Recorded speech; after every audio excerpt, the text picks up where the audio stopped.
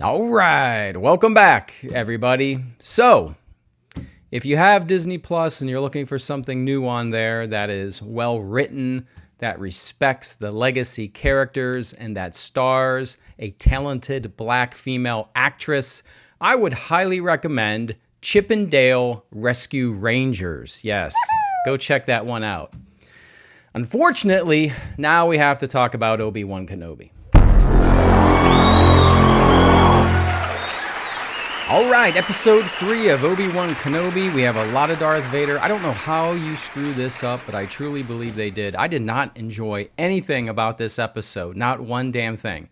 Maybe Tala, that Imperial lady, I actually kind of liked her. That's it. I mean it. I think this episode sucked, and I think this show is dangerously close to giving Boba Fett a run for its money on being the worst Star Wars show. It's bad. All right, let's try to get through this. Show starts off, we have Obi-Wan, he's meditating, and then we cut to the Iron Man Darth Vader scene. He's putting all his pieces on. I don't really want to see that. That's my opinion. I think there's no mystery to Darth Vader when you do that, and then he just like walks out, and then he has his like throne room, which I thought looked super cheap in computer graphic imagery. I thought a lot of things here started to look cheap, and that was one of them. I mean, I've got the 75-inch 1000K frame rate. It's looking bad. It's looking bad.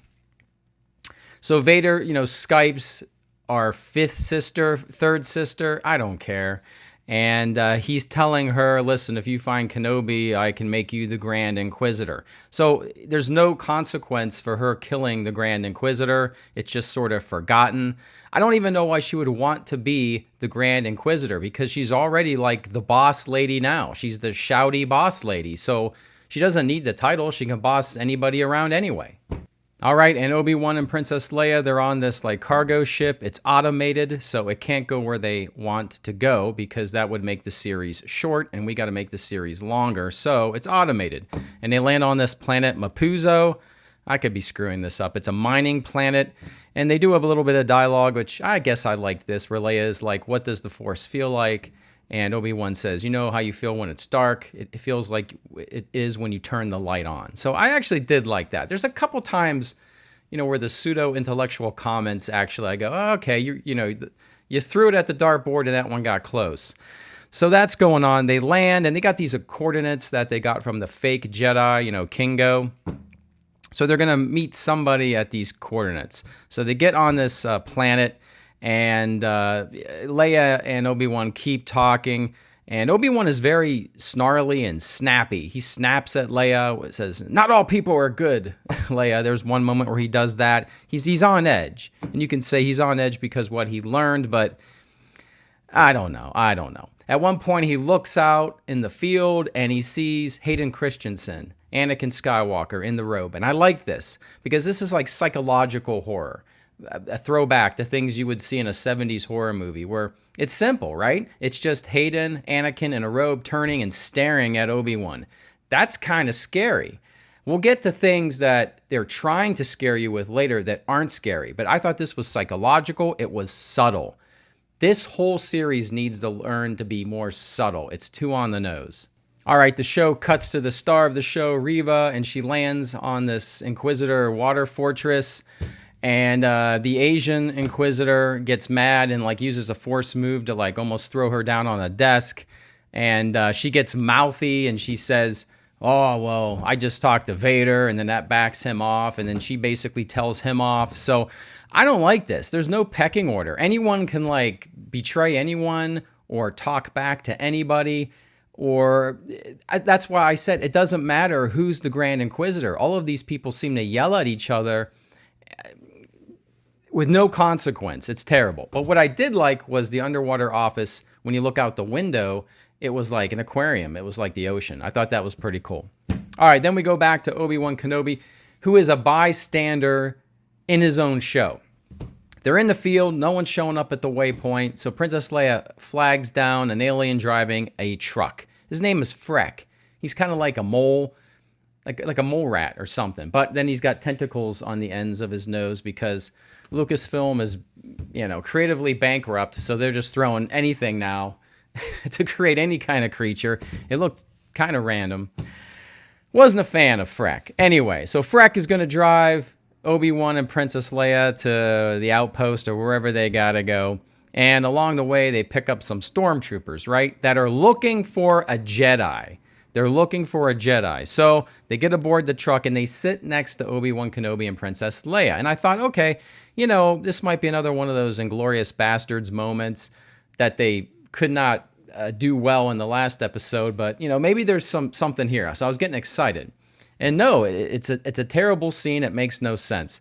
So the stormtroopers start asking Obi-Wan and Leia about who they are, and they give their names. What is it, Orden and Luma? But then at one point, Obi-Wan turns and says something, Leia, I forget. They know what they're doing, Leia. And then the stormtrooper goes, oh, you called her Leia. And then he's got to explain, oh, his mother was Leia. We're here to visit where I met his mom, and his mom died. And it's just so easy to confuse the two. And the stormtrooper's like, oh, okay, yeah. Terrible, guys. This is terrible. You know, for the folks that... It's terrible. You have to agree with me. That is just so bad. I mean, you've got a guy dressed up as a Jedi and this little girl who was just called Leia. And these stormtroopers said before getting on the truck, they're looking for the Jedi. And they can't put two and two together. Just a totally blown opportunity. Bad dialogue. Ooh, but there's more coming. All right, so we still have Leia and Obi-Wan on the back of this truck driven by Freck, and Leia, who is wise beyond her years, except when it comes to running away and causing chaos. She's wise beyond her years, and she asks Obi-Wan, you know, you knew my mother, didn't you? And you're holding back. And are you my father, she asks. And what does Obi-Wan say? I wish I could say I was. Like, I was like, what does that mean exactly? Did Obi-Wan have a thing for Padme? I don't know. They always should have done that, I think, in the original story. Yeah, that would have caused some good tension between Anakin and Obi-Wan. All right, it's time to get to the checkpoint. So the truck pulls up to a checkpoint, a laser fence. Freck gets out, talks to the stormtroopers, and he's a dick. He says, these guys, these guys look suspicious, stormtroopers. You might want to check them out. And they're like, okay, Freck, thanks for the info. We're going to do that. So they get Obi-Wan and Leia out of the truck, and out of nowhere comes a probe droid. I guess the stormtrooper said, activate protocol, whatever. A probe droid comes, it lands in front of Obi-Wan Kenobi. It starts to scan Obi-Wan Kenobi's face. And does Obi-Wan Kenobi use the Force or draw his lightsaber? No, he pulls a pistol and shoots the probe droid in the eye. All right, so last episode, Obi-Wan Kenobi kind of sucked with a gun. He's on the rooftop. He's not hitting anybody really, and it's a long gunfight because he's, not really used to using a gun. This episode, he is John Wick. He's a master of gun kata. Definitely, like out of Equilibrium or something. I don't know. He starts shooting stormtroopers and grabbing them and working it and shooting people. At one point, there's a stormtrooper from up above. He shoots the stormtrooper. Trooper lands on that laser fence and gets cut in half. I thought that was kind of cool. At one point, a stormtrooper grabs Leia and has Leia at gunpoint. And Obi-Wan's like, I'm going to lower my gun. And then shoots the stormtrooper that's holding Princess Leia, like the most valuable thing besides Luke that you're trying to protect. Very, very risky. So I thought, and most of all, like, never draws his lightsaber, never uses the Force, never uses a Jedi mind trick. There's so many things a Jedi, Obi-Wan Kenobi, could have done, but going into some kind of like gun kata was not what I expected.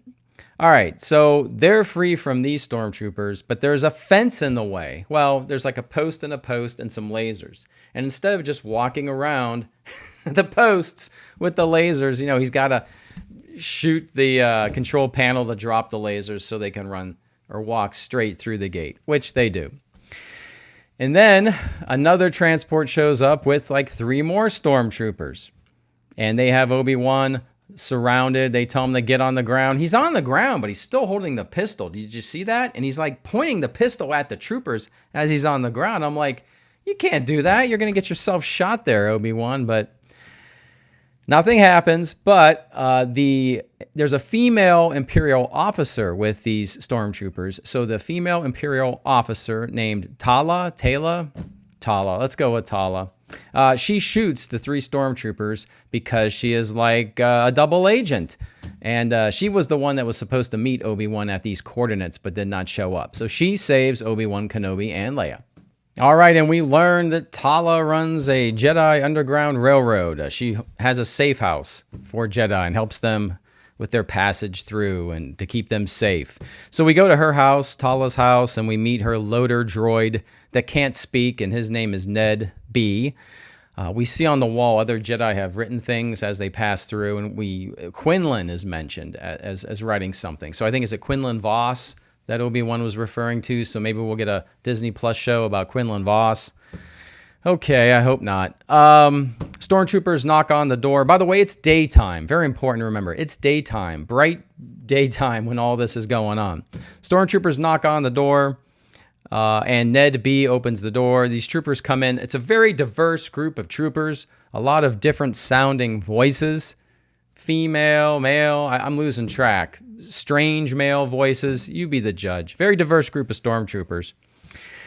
And they don't find anything, and they leave. And then it's nighttime.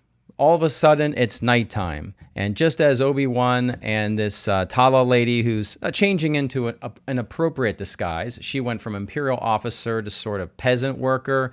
Not like Obi-Wan, who remains in his Jedi disguise the entire time. But they're ready to leave her house, and then Obi-Wan freezes in agony because, oh yeah, it's Darth Vader time. So I don't like anything about this scene coming up. So all the Inquisitors freeze, stand still, Stormtroopers stand still, and they let Vader like walk down this like street. And I guess we're led to believe that Vader at one point senses Obi-Wan as Obi-Wan senses Vader. So Darth Vader stops, and I guess we're led to believe he's going to lure Obi-Wan out by like torturing and killing townspeople. So this is important. He lifts a guy out of his house through a window, lifts him, and it's like holding him or choking him. And then his son comes out of the house, and he snaps the son's neck with the Force, you know. And then mom comes out to hold the kid. I mean, and then he's walking down the street, and then he snaps another lady's neck. Like, I guess you want to establish him as a villain or an evil killing machine, or, I mean, I was going to say mindless, but it's calculated, I guess you're trying to say, because he's doing this on purpose to lure Obi-Wan Kenobi out. I don't like it.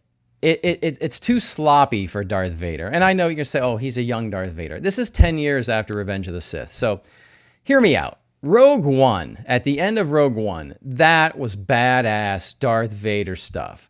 All right, when everything goes dark in that hall and the alarm is going off and you hear like the crushing of metal, and then you only see the red lightsaber, and then it's on and he just comes down that narrow hallway. There is no escape for these rebel troopers. They're screaming, they're yelling. He's trying to get the plans through the door. Vader is making a beeline right for what he wants, right? Those plans. So, and nothing was going to stop him. That was cool. This was just like cringy. I was just cringing, and I'm like, it's not cool. And you could say, oh, it's in his character, he would do that. But listen, to me, it wasn't cool. It was super, super cringy. All right, now we get to the part of the show that made me go with the thumbnail, Obi-Wimp Kenobi. So let's get into this and keep score at home. So Obi-Wan sent Tala and Leia away, like, get to the ship, get out of here. And Obi-Wan's just watching Vader torture and kill people. And he runs away in a different direction. Not with them, but in a different direction. He runs away. Vader immediately finds him, like, around the next corner. So did Vader run or fly? I mean, it's kind of like Jason Voorhees. You know, the person in the woods will run from him, run, and then he's around the next corner up ahead. How did he get there? So that's the first time he runs away. Vader finds Obi-Wan, ignites his lightsaber, and Obi-Wan runs away again. That's number two. Okay. And then Obi-Wan is by himself, but then hears Vader's voice. He ignites his blue saber at this time. And we hear, like, what have you become, is what he says, Obi-Wan. And then Vader says, I am what you made me. And then Obi-Wan runs away again. That's the third time. All right, Darth Vader quickly finds Obi-Wan again, and the duel starts. They do some sword fighting. Darth Vader is just basically using one hand to show off or something. And it's bad. It's lame. This whole duel is just so forgettable. It should be one of the classic Star Wars duels that we remember forever, but it's not. Not even close. So Vader's basically kicking Obi-Wan's ass. Force pushes him. At one point, Obi-Wan Kenobi like hits something that makes steam come out, and Obi-Wan runs away again. I think that's the 4th time, right? Guess what? Darth Vader's going to find Obi-Wan Kenobi again. This time he's going to lift Obi-Wan Kenobi up and force choke him. Obi-Wan drops his lightsaber. And Vader just quickly knows that whatever is in this crate over here is flammable and like opens it or something or spills it. So he spills this flammable stuff in between him and Obi-Wan, and then he like kneels and touches it with his saber and ignites this. And so then he drags Obi-Wan Kenobi into this like fire that he's created on the ground and is like, now you will suffer. And it's just so lame. I wrote down that the music during this duel is just generic and bad. It's just so cringy and bad. Oh, all right. So Darth Vader then force pushes Obi-Wan and kind of puts out the fire for some reason, and then tells his stormtroopers, go bring me Obi-Wan Kenobi. I don't know why he can't just grab him. We're going to get to that in just a bit again, but just grab him like you've been grabbing people in Obi-Wan Kenobi. But the troopers go to get Obi-Wan Kenobi, but then Tala has returned, and she starts shooting some troopers, and she shoots and reignites that fire. So now the fire is back between Darth Vader and Obi-Wan Kenobi. And then Ned shows up. Ned, the very slow robot that can't talk, and picks up Obi-Wan Kenobi, who's 10 feet away from Darth Vader. Picks up Obi-Wan Kenobi and slowly walks him away as Vader watches helplessly, we're led to believe. But it doesn't make any sense. None of this makes any sense. I mean, Vader could force maneuver and hold him when the fire was there, and now the fire's back. So why can't Vader just pull Obi-Wan through the fire to him? Push the robot away? There's a variety of things Darth Vader could have done. Use the Force. Instead, he's 10 feet away. No joke. And he just lets this very slow robot carry Obi-Wan away. Actually, if Darth Vader just walked around the fire, he could easily just grab Obi-Wan Kenobi with his hands, because that robot is not fast. All right, this episode ends with Reva finding Princess Leia in the tunnel because everyone left her alone. And then the credits roll. So, yeah, our two favorite characters, baby Leia and Reva, are together. So maybe they'll have a little adventure together in the next episode. They can annoy each other. This was terrible. This was absolutely terrible. It could be the worst episode. I don't know how you can ruin something like Obi-Wan Kenobi and Darth Vader, but they did it. They absolutely did it. There's no magic. There's no mystery. Nothing here is subtle. Terrible dialogue. It's all on the nose. This is exposing that Lucasfilm has no idea what to do with Star Wars. They are creatively bankrupt, and they think this is good and this is acceptable. I just thought the whole snapping of necks and killing a family and kids, I mean, I did not like that scene. I don't think that added anything to Darth Vader. I think the Rogue One scene added something for us to remember for Darth Vader, but not this episode. There's no story here. That's the problem. It's just a series of events, series of funny, they're not meant to be funny, but they're funny events. And Obi-Wan is just a bystander in his own show. The tone is everywhere. And yes, I'm reading from my notes because I don't want to miss these points. It's just absolutely terrible. I want to know what you guys think, because I'm running out of ways to describe how bad this is. Let me know in the comments what you think about episode 3 and this series as a whole. I got to all my comments. Thank you so much. I enjoy reading them and getting back to all of you, which I did. I did that. So let's go with the comments and appreciate a thumbs up, because Lucasfilm's trying to bury this. Let's be honest. They don't want guys like me having any presence on YouTube. So if you can smash that like button, it would be greatly appreciated. All right. I hated it. Let's talk about it. Have a great day, a great week. I'll see you next week in 7 days. And as always, I will see you on the new.